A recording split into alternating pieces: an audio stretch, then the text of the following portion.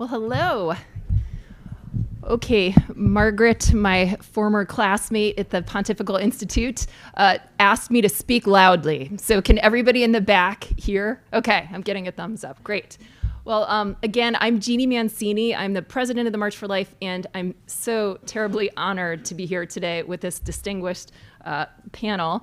I was an Institute graduate myself. I have my master's in theology of marriage and family back in 2002, and I see one or two former classmates here, and I'm just kind of having a walk down memories lane sitting here this morning and just taking in so much goodness. So thank you to all of you who would choose to spend your Saturday here with us. In brief, what I'm going to do for the next 25 to 30 minutes or so is talk about, so we've done a somewhat of a deep dive. It's hard to do a deep dive in a morning, but in terms of American abortion jurisprudence, and then of course a little bit, especially with Dean Crawford, about how that's so inadequate in terms of our understanding of humanity. But I want to take that and make it eminently practical in terms of our call as Catholics. And what does it mean to each of us sitting here today? What are we called to do to build a culture of life in our culture in this historical moment in time? And so that is my hope in a short period of time. And then Professor Kirk will come back and do kind of a post-mortem, sadly, on what happened in Kansas just a few weeks ago. So she'll share that with you because she was intricately involved.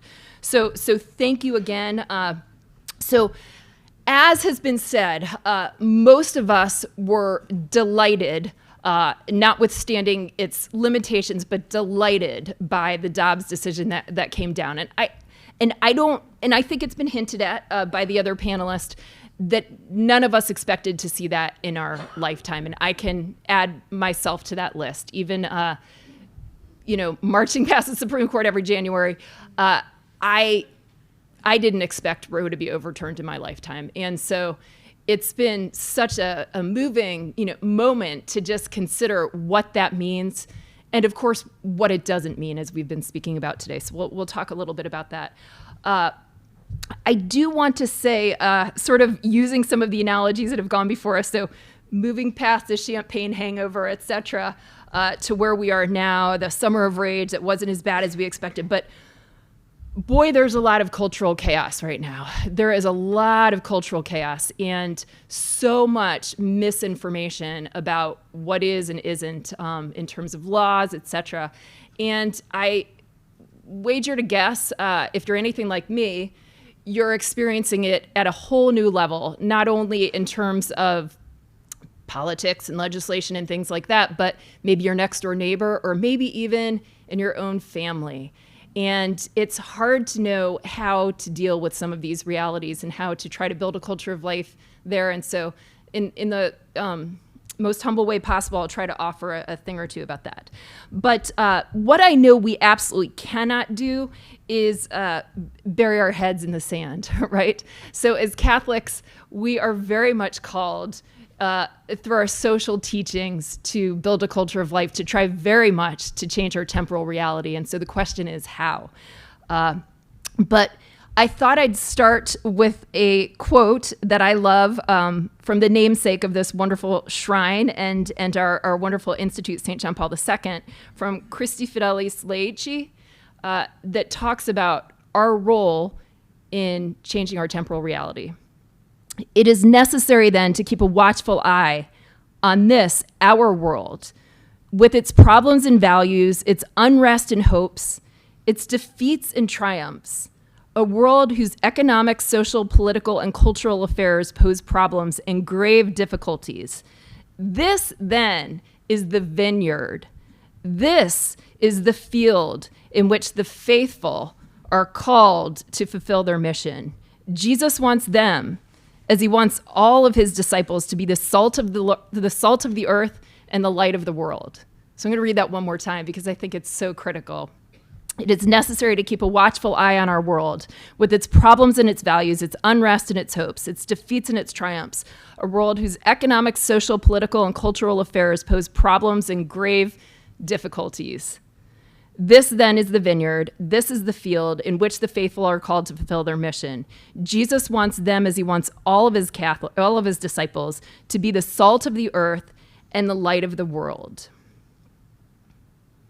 So I'm blessed to lead the March for Life, and this, what I just read, is why the March for Life was founded. Of course, it was founded right after Roe v. Wade, Doe v. Bolton. It was founded by a lady by the name of Nellie Gray. I know some of you, because when I went to the ladies' room, some of you stopped me and have had interactions with Nellie in the past. Nellie founded the March for Life along with other pro-life people, and it began a year after Roe and Doe came down from the Supreme Court. By the way, Nellie's birthday was on June 24th, which was the day that Roe was overturned. Of course, many of us here may know that it was also the Feast of the Sacred Heart, much more importantly. But can I just see by show of hands how many of you have attended the march in the past? Oh, I'm so happy to see that. Thank you. Thank you. Thank you for attending. Thank you for your witness. As limited as the decision was, from what we've heard, and yet as victorious as the decision was, I want to personally thank each of you, because you responded to a call by being a public witness to the humanity of the unborn child. And I have to say that in some way, I really believe that the March for Life was part of why this came down on June 24th. I certainly, it was God's grace. So I don't take any credit, but I think you all can take some credit. And here's what I mean. I can't picture a more powerful image that Roe was not settled law than literally the hundreds of thousands of people that stream past the Supreme Court every single year in late January. I loved what Elizabeth said that after, I think it was after Casey, that the justices said that we needed to kind of work our differences out among ourselves as Americans, on this issue. It's been decided, they've made the decision, and we need to kind of work our differences out. And I can't think of a more iconic way of saying, no, we stand for life, and life begins at conception, than the hundreds of thousands of Americans every single year that went past the Supreme Court. And I've heard from clerks, not justices, but clerks, that is a very powerful day to be inside that building. It's a very kind of shaking sort of day to watch the witness of people like you. And so thank you. And we will continue to march. So I've been a little bit surprised, even by some Catholic friends, that there's almost this erroneous understanding that there's not a need to march anymore. And so we were founded because Roe came down. And certainly one of the goals was always to overturn Roe.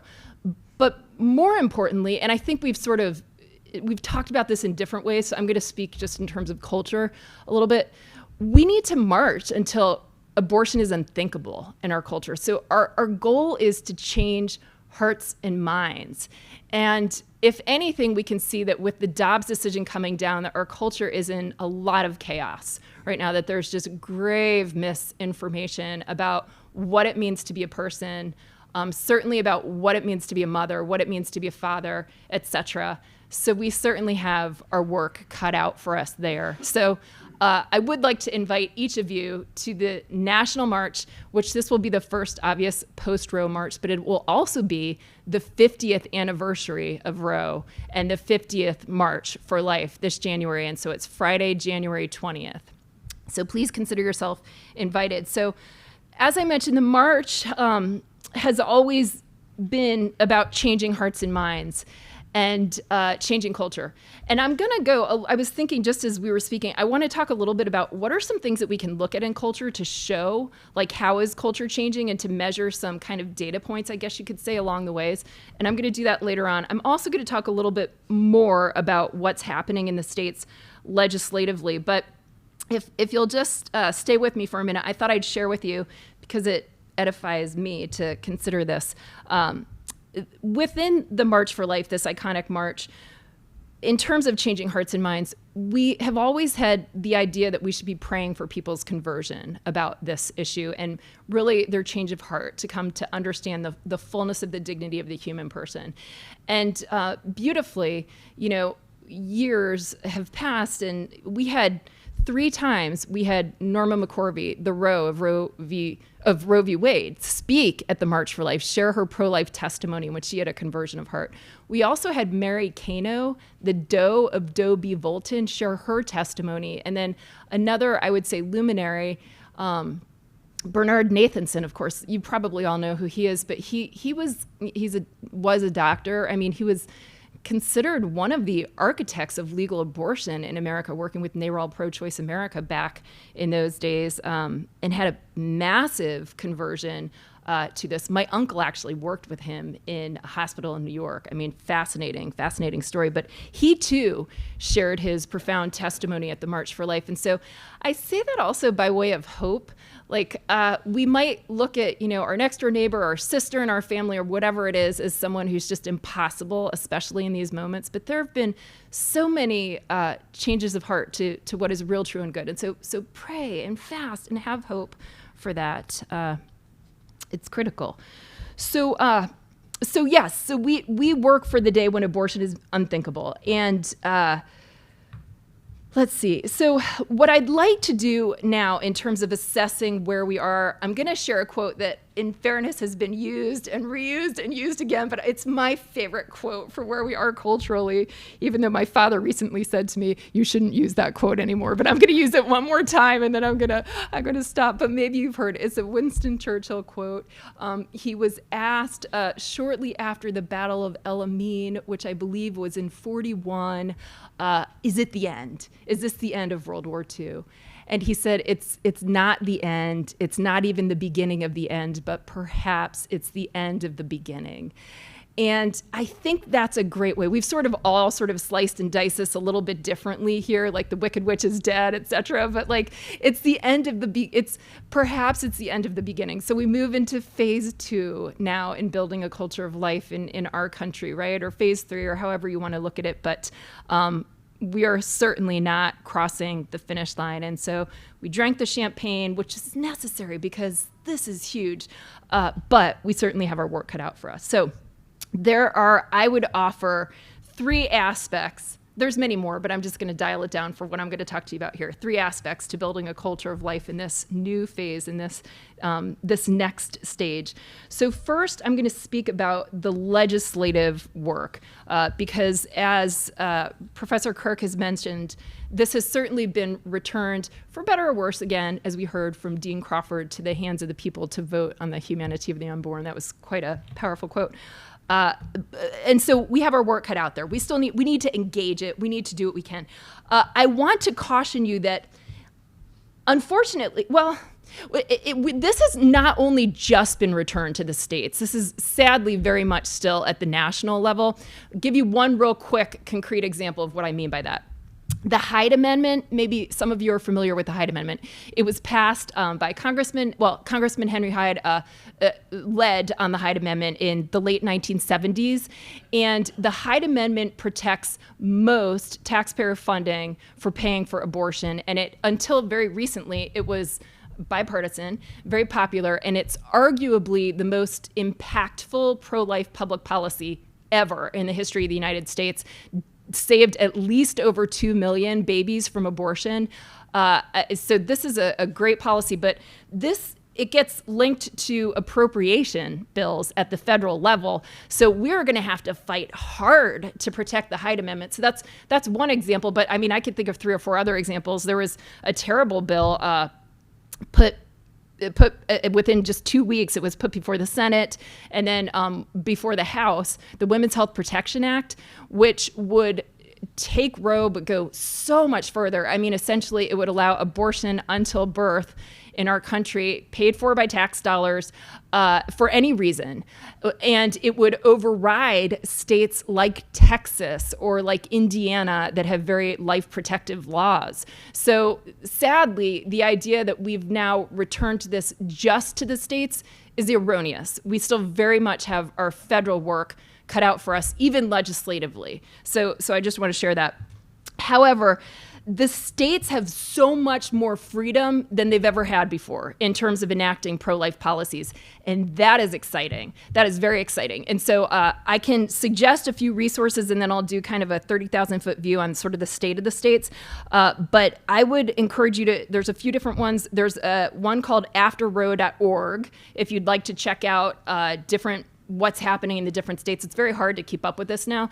That's run by an evangelical organization, the Family Policy Alliance, which works with different state groups around the country, and it keeps a very good eye on sort of what's happening, where things are going, et cetera. Some of you have maybe heard of the Susan B. Anthony Pro-Life America. They've recently changed their name. It's a pro-life political organization. The March for Life sometimes works closely with them. They have a great website. And in fact, their website describes what's happening in the different states and the estimated number of lives that will be saved through different laws that are being enacted. So in short, when I wrote this talk was a few days ago. Let's see, because it's changing literally every single day because of the courts and because of different things getting enacted. 22 states in total, so these are the Alabamas, the Louisianas, the Mississippi, the Texas, the Missouri, et cetera, very early on are protecting life. So this could be either from the moment of conception or through a heartbeat ban, which would be about 6 weeks after gestation begins. So it's 6 weeks, 6 weeks of gestation, I should say. So that's 22 states. So together, those laws will likely save, to give this some numbers, about 200,000 babies every year from being aborted. So that's incredible. For perspective, in our country, so for the last year that there's data available, there were 930,160 abortions in 2020. So we're not talking about all by any stretch of the imagination. So that's 22 states. One state has enacted a 15-week ban. Bonus points if you know who that is. You probably do. I know you guys know who that is. Which state just recently enacted a 15-week ban? Oh, Florida. So that was Florida. So they probably could have done a full ban, but they did a 15-week ban. And then 28 states have few or no abortion protections in place. So these are the New Yorks, the Californias of the world, et cetera. So that's a very quick overview of the lay of the lands, and every state has nuances. So some of the ones to keep a very close eye on right now are Kentucky. Kentucky has a ballot initiative that's going to, is it a constitutional, I'm sorry, I think it's a constitutional amendment that's going to be voted on. Nope, it's a ballot initiative that will be voted on in November. And Michigan, very likely, there's something that needs to be decided on September 9th in Michigan, but Michigan very likely has a contentious issue that's going to be voted on, another constitutional amendment, I believe, in November. So very soon we'll see, similar to Kansas, some different things coming down. Now, one of the things that the March for Life is doing and has done is we're taking our march to the states. And this isn't a new thing, believe it or not.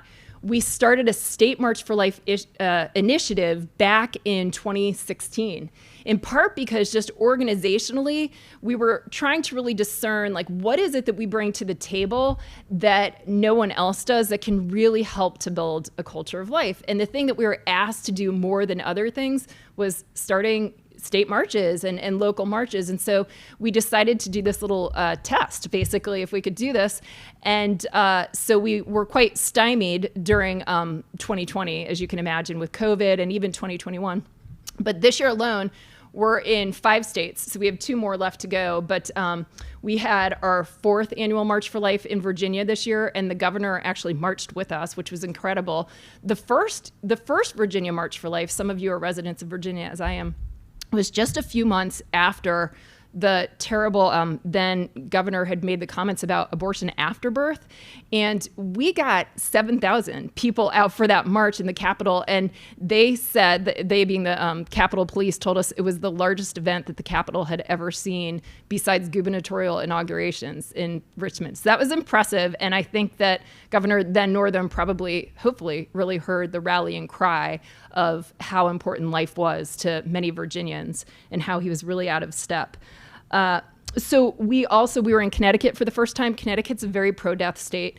I was shocked. I mean, just anecdotally being up there for that, I had the radio on at one point and heard an assisted suicide commercial on just a regular kind of mainstream radio station. It's, wow, what in the world? I mean, things are changing so quickly. And we got a great crowd out for that, over 3,000, which in Connecticut was really strong, and heard all sorts of anecdotal stories about it was a peaceful march, but an energetic and happy march.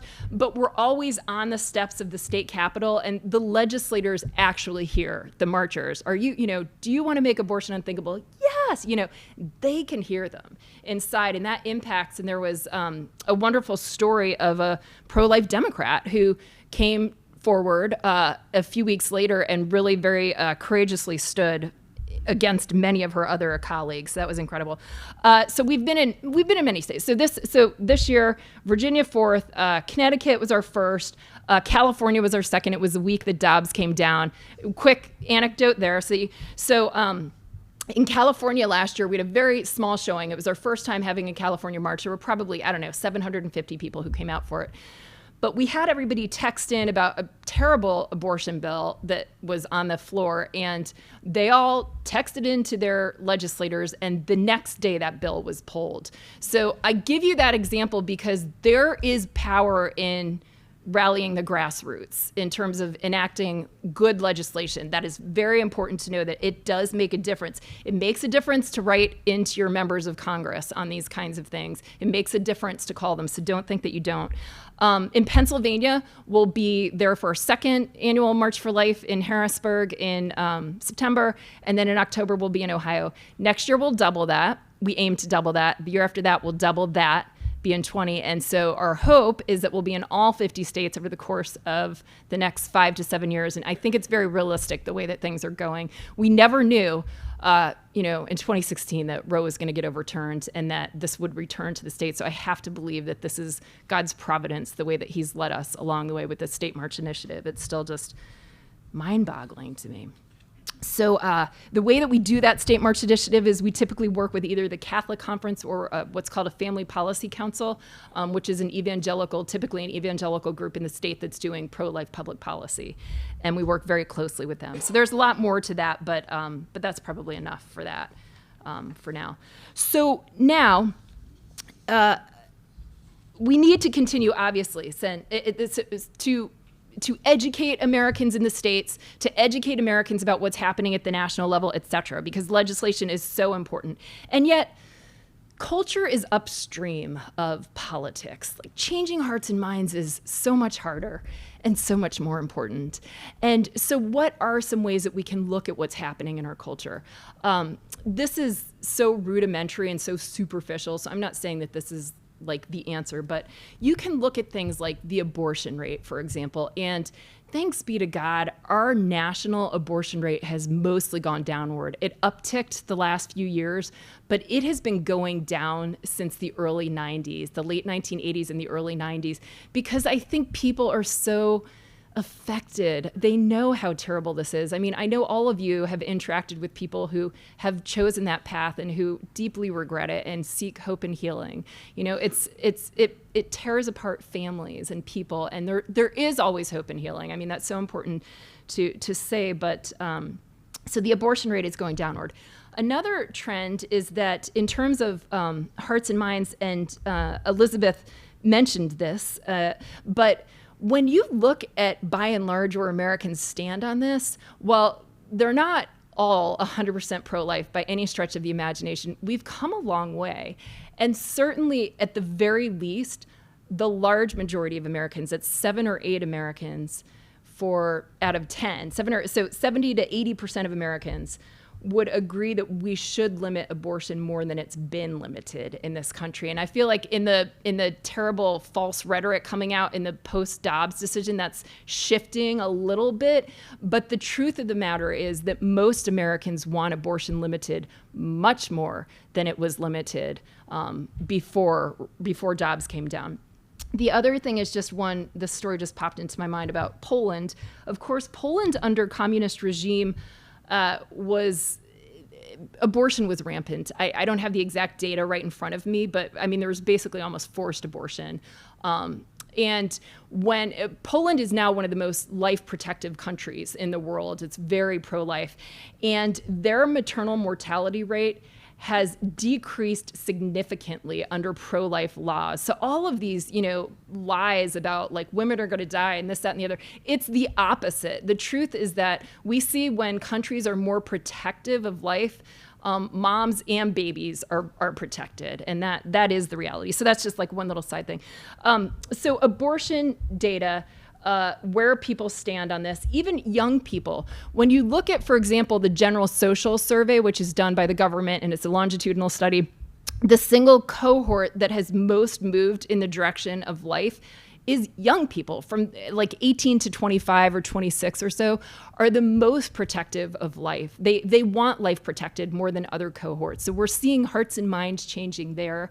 Another example of culture changing is the wonderful flourishing of pregnancy care centers. And I know that so many of you help with these pregnancy care centers. So what we saw at the height of abortions, when there were the most abortions in the late 1980s and the early 1990s, was that there were maybe about 500 pregnancy care centers at that time.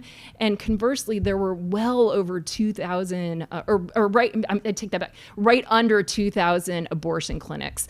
Today, there are less than 700 abortion clinics, and there are well over 3,000 pregnancy care centers around the country. And something I want to mention about the pregnancy care movement is that the Charlotte Lozier Institute has done a great deep dive on compiling data, and I was able to be involved in this in my previous job, and so I kind of follow it closely. But they provide over $270 million in free resources to men and women every single year facing unexpected pregnancy. So that's when you combine, so these are things like diapers and counseling and healthcare and all of these different kinds of things. So pregnancy care centers are truly, I think, at the forefront of this movement, and they're kind of the untold story. So when you're looking at, hearts and minds changing, we are moving slowly but surely, I think, in the direction of life. I really believe it. And you could also look at legislation that's passed as well. And over the course of the last 5 to 6 years, we've had more legislation passed at the level of the states. And now that's just, as we know, that's going to grow enormously over the next few years. So it's so important that we not lose hope in this, right? And so that would be the second thing, is essentially this idea that we need to work hard to change culture, and assessing a little bit of where is culture right now on some of these things. And so the third thing that I want to mention is that it's the question of what are we each called to do in a very personal and specific way. And there is no question, and hopefully we all know that, but that each of us is called to build a culture of life. I would venture to guess that those of you who would come and spend a morning on August on a Saturday morning and listen really care deeply about this. Not everybody does, but we really do, and it's so critical to listen to how God is calling each of us to build a culture of life and to say yes. I mean, generously, right? Like it could be as simple as helping at a pregnancy care center, or it might be something more like running for school board or something along those lines, or homeschooling your children. I mean, I can't answer what that question is for each of us, but what I do know is that this is where, like, Hillary Clinton got it right. It takes a village. It does take a village.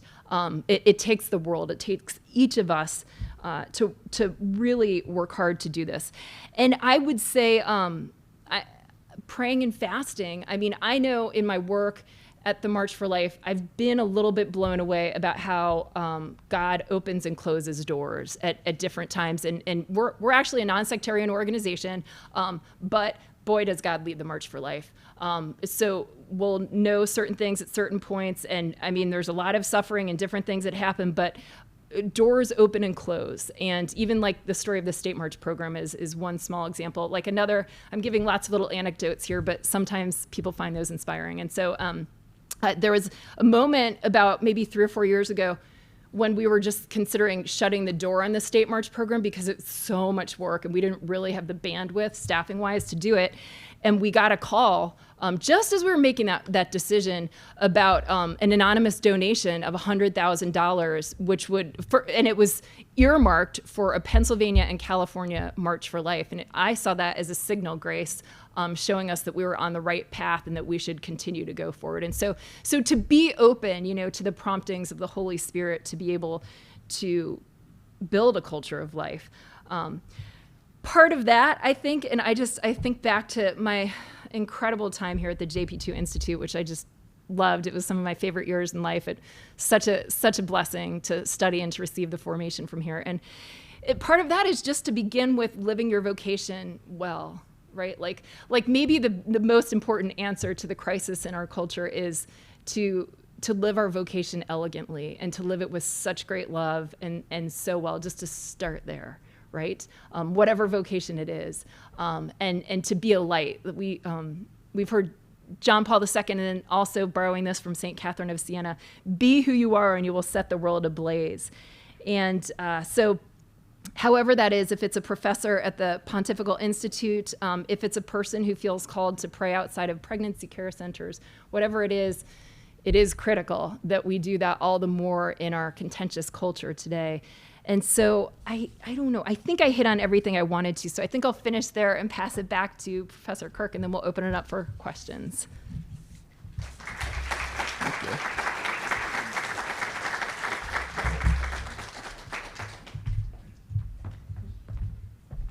Okay, you get to hear from me one more time. Yeah, I mean, there's so much hope and optimism in the message we just heard, and I'm here as a little bit of a downer to unpack what just happened in Kansas after the defeat and really the sort of spectacular defeat. The vote was 69-31 of what was known as the Value Them Both Amendment. But I hope we can draw some lessons from it that might help us in how to move forward. So first, a little bit of context for those of you who maybe just think of Kansas as like flyover country and aren't really sure what happens out there and west of, I don't know, the Alleghenies or whatever. So a little context is that this amendment effort was 3 years in the making. So a lot of people don't realize that this wasn't some affirmative pro-life effort, right? It was a reaction to a 2019 state Supreme Court decision called Hodes. And in Hodes, the Kansas Supreme Court interpreted the state constitution to protect a fundamental right to abortion. So against the primer I gave you this morning, you should now understand the import of what that means. So what that meant is no matter what happened at the federal level, and nobody in 2019 thought Roe would be overturned, but that no matter what happened at the federal level, Kansas would have a fundamental right to abortion. And in Hodes, the Kansas Supreme Court adopted the most stringent legal test, strict scrutiny, without Roe's trimester framework. So without giving the state more leeway as the pregnancy progressed, all abortion regulation throughout pregnancy would be subjected to the strictest legal test. So what that means is that once challenged, any law in Kansas pertaining to abortion is likely to be struck down. So there are only two ways to correct a bad Supreme Court decision, even at the state level. Either a future Supreme Court can overrule itself, like what happened in Dobbs, or the people can pass a constitutional amendment. So that's what the Value Them Both Amendment was. It was a very modest effort. It was abortion neutral. We've heard a lot about what, the critiques of what that is, but the amendment was very modest. All it did was remove the judicially invented right to abortion from the state constitution and affirm the right of the people through the legislature to continue to make laws pertaining to abortion. If the amendment passed, the people of Kansas could make laws respecting abortion either to be very restrictive or very permissive. The amendment was neutral. And because Kansans, like the majority of Americans, favor reasonable restrictions on abortion, and because HODIs would imperil all of them, the amendment should have passed overwhelmingly. And yet it didn't. So why? Answering that question, I think, is crucial to learning from the Kansas loss. I think we can be unpacking and learning from this defeat for years to come, but I just want to identify a few factors that I think created a sort of perfect storm to lead to the loss, and then also some lessons. So some factors. One, opponents of the amendment were able to convincingly both scare the voters and also reassure them. So they scared them. When Dobbs was decided a mere 2 months before the election, and again, this all started in 2019. Nobody thought Roe was going to be overturned. But 2 months before the election, Dobbs comes down, and suddenly abortion advocates were able to say, without the backstop of Roe, this amendment is a step towards a ban. Everywhere I was in Kansas in the weeks leading up to the election, stop the ban signs were ubiquitous. Okay, remember, the amendment's neutral. It doesn't say anything about a ban, right? But and the political reality of the possibility of banning abortion in Kansas is, I think, absurd. If nothing else, this vote proves that. But nothing close to a ban currently exists in Kansas. The law in Kansas right now is abortion for any reason up till 22 weeks. Nothing close to a ban exists. So they were able to frighten people that this was a step towards a ban. Also, their public campaign, their commercials, their advertisements, their posters were all meant to sow fear and mislead voters about the legal realities. So a few examples. A ubiquitous ad, and if you've watched the TV during election season, sometimes you see in the same commercial span, like the same commercial over and over. So a ubiquitous ad featured a mother of small children, and we have beautiful family photos and images of tiny baby footprints on a plaque. And this woman says very movingly that without her abortion, her children would be without a mother. So implying, of course, that her life was threatened. The ad, of course, doesn't mention that in Kansas, you can get an abortion for any reason until 22 weeks, and thereafter, the life of the mother is an exception. Another ad claimed that the amendment was a strict government mandate, and they used images of COVID-19 masks and church closures. And in truth, of course, the amendment mandated nothing. It was an abortion neutrality amendment. They also frightened voters that if the amendment passed, women would be deprived of basic care for miscarriages and ectopic pregnancies, even though Kansas abortion laws do not prohibit life-saving care in either of those cases. The Kansas Attorney General issued an opinion letter making clear in the months before the election that that was the case. Nobody covered that opinion letter. Only weird people like me that read Attorney General opinion letters knew about this, etc. They also, in the pages of the Kansas City Star and elsewhere, condemned the Value Them Both Amendment as a dark plot of the Catholic Church to impose its beliefs, its religious beliefs on the people of Kansas, ignoring the fact, of course, that they are very happy for the church's public witness and advocacy as long as it aligns with their own beliefs, such as on Medicaid funding and the death penalty. So they scared voters in all these various ways, but they also managed to reassure voters. So in Kansas so far, very few abortion laws have been struck down. That's because a law has to be challenged first in order to be struck down.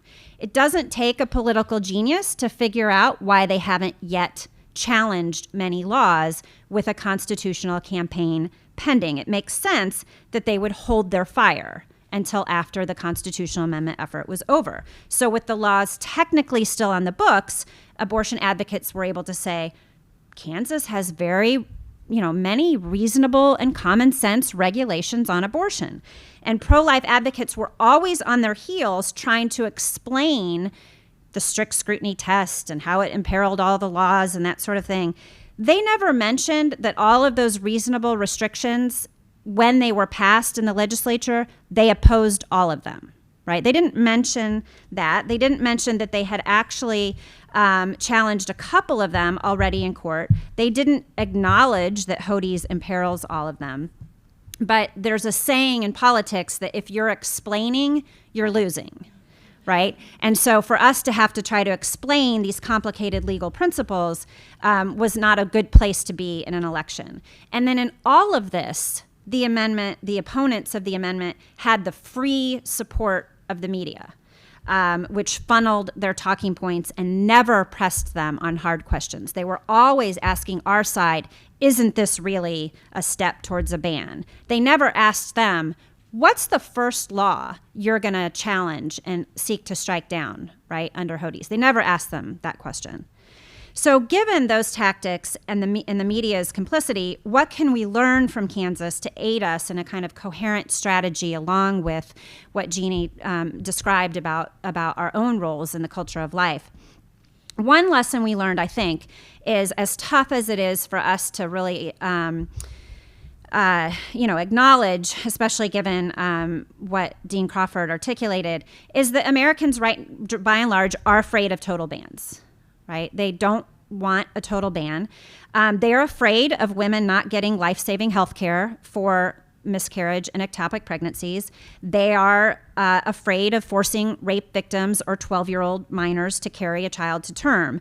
So, but what I would say is the lesson here is that we have to figure out a way to move from the defensive posture on these points, which I think are truly red herrings. I mean, pro-choice advocates do not care about women suffering from ectopic pregnancies. And we're suddenly trying to explain that we don't want to put women in prison for ectopic pregnancy. I mean, why are we in that position? I mean, they don't care about ectopic pregnancies. If they did, they wouldn't be peddling abortifacient over-the-counter drugs without a required ultrasound to make sure that where the pregnancy is, right? To make sure you don't have an ectopic pregnancy. So we are losing, though, if we are explaining that we don't want to imprison women who had a miscarriage, right? So we need to figure out how to put them in the defensive posture.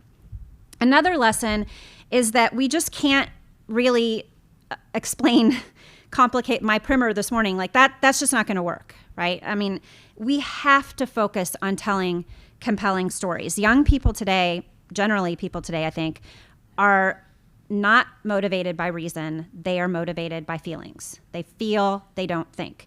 And we can lament this, but we better not ignore it. We don't want to mislead. We don't want to distort. So those tactics aren't things I'm suggesting we emulate, but we do want to harness the emotional power of narrative to expose the radical pro-abortion agenda. We have to make the proponents of abortion own what they are supporting, which is abortion on demand for any reason, at any time, at the taxpayer expense. So in closing, I would say we need to do this in two ways. First, in the legislature, we need to come prepared to describe with all of the best evidence from medicine, from social science, about what abortion is, how it harms women, and of course, children. We need to counter the very powerful rhetorical argument. It's not an especially powerful social science argument, but the powerful rhetorical argument that women need abortion in order to participate in society. And we need to write excellent laws that are clear and comprehensive so that they can't put us on the defensive on these various points. But even while we pursue this rigorous research and develop effective policies and legislation, we have to be prepared to translate that in a way that engages the imagination and the heart. And in political campaigns, we have to be able to take the offensive, as I said, and make the other side own what it is they really want. We have to be excellent storytellers. We have to elevate our personal experiences of those harmed by abortion or those who can witness to the choice, to the power of choosing life. We need to put a face on these powerful legal and social science arguments that we all know so well from our studies, but we need to be able to communicate that to others. So just to finish by drawing on the example of Kansas, the Hodes case that gave rise to this constitutional amendment involved a ban on a specific abortion procedure, the dilation and evacuation abortion, primarily used in the second trimester. It's commonly called dismemberment abortion. In a bipartisan legislative effort, Democrats and Republicans, Kansas had banned that gruesome procedure. And in Hodes, the Kansas Supreme Court declared it a fundamental right, and the law was eventually struck down. Did Kansans realize this? In focusing on the modest, neutral nature of the amendment, and all of us in Kansas were trying to be very careful to not fall into the, what was a sort of caricature of the abolitionists, we largely avoided talking about abortion and its harms, including anything about the D&E ban that gave rise to the whole controversy in the first place. I don't know, would telling the story of the D&E ban, that it was a bipartisan effort, what it is, why we banned it, would that have captured the imagination of the voters and made clear the overreach of the Supreme Court's decision and helped people to understand, motivated them to vote yes? Would that have worked? I don't know the answer to that.